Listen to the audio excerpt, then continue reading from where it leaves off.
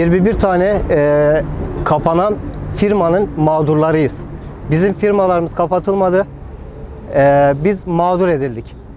Burada birikmemizin amacı vermiş olduğumuz emeklerimizin, yatırmış olduğumuz paralarımızın bir an önce bize tekrar geri dönmesi. Buradaki insanların çoğu asgari ücretle çalışan insanlar, emeğini, hayalini, çocuğunun rızkından kesip, ekmeğinden kesip bu firmalara yatıran insanlar. Biz asgari ücretle çalışıyoruz. Tamamıyla kendi hakkımızdan feragat edip bu firmalara paralarımızı yatırdık. Bu firmalara yatırdık ama 21 tane firmanın kapanmasıyla tamamen mağdur edildik. Biz bu mağduriyetimizin giderilmesi için Ankara'ya da gittik.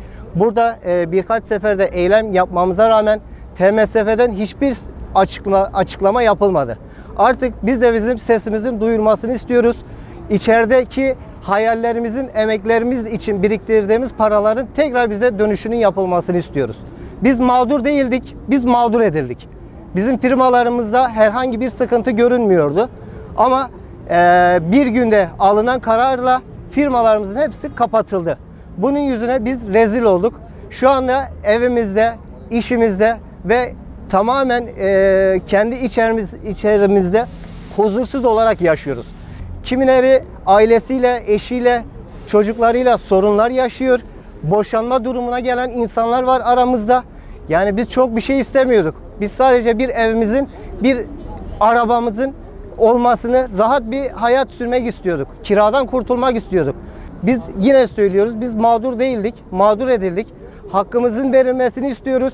TMSF'den en kısa sürede bir açıklama bekliyoruz. Yani bu 3 gün sonra mı olacak, 5 gün sonra mı, 1 yıl sonra mı, 10 yıl sonra mı? Yani bizim paralarımız pul oluyor.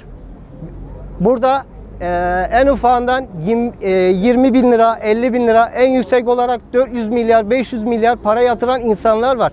Biz emeğimiz boşa gitmesin, paralarımız pul olmasın diye uğraşıyoruz.